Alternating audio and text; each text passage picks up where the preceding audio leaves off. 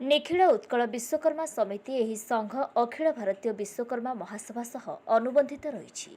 यह राज्य सभापति भाव सूर्यनारायण महाराणा और साधारण संपादक भाव मनोरंजन महाराणा कार्य करुछंती। एहार सर्वभारतीय सम्मेलन किछि मास तले पुरी टाउन हॉल ठारे अनुष्ठित होइथिला। एही संघर राज्यर विभिन्न जिल्ला रे अनुमोदित कमिटी रहिछि। एही संघर लोकप्रियता देखि अन्य दुई जण व्यक्ति निजको संघर राज्य सभापति और संपादक कहि विभिन्न स्थान रे सभा समिति और संवर्धना नाम हाथ चिकण करुवा अभियोग होइछि। कटक राज्य पंजीकरण आईजीआर मूल समिति को असली घोषणा करिथिबा बेले अन्य समिति स्वीकृति दिया जाइनि बोली मूल समिति को जणाइछंती।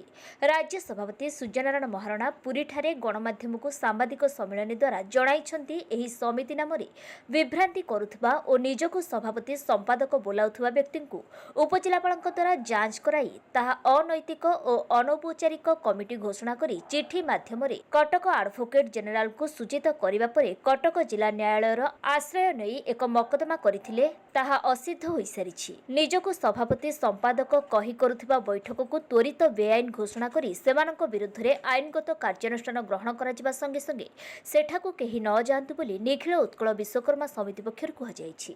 अवैध घोषित होइथिबा गोटे कमिटीर संपादक प्रभाकर महाराणा निजको संपादक कहिकरी 22 मार्च रे रेडक्रॉस भवन भुवनेश्वर गोटे बैठक डाकुथिबारु आमे याकु प्रतिबाद अनैतिक सभा घोषणा करिया पई आज आमे प्रेसमेंट डाकिछु। आम मेंबर मान को सम्मत मते भी गोटे सभ्य हिसाब रे चिट्ठी देइचंदी।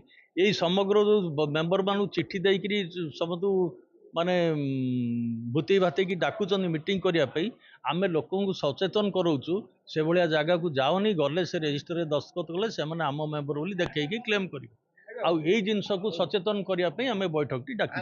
से माने निजको क्षमता लोभी हिसाब रे से माने निजे क्षमता चाहिए से माने क्षमता का हासिल करने को किंतु क्षमता से माने को न मिलबारु से माने अनैतिक भाव निजको सभापति संपादक बोलुचंती। ए 2-3 जन से माने मिसचंदी इंजीनियर जुगल महाना रामकृष्ण महाना आउ प्रभाकर महाना इन सब परम भुवनेश्वर से माने अछंदी रिटायरमेंट पर भुवनेश्वर रोजन से माने सब काम करछंती।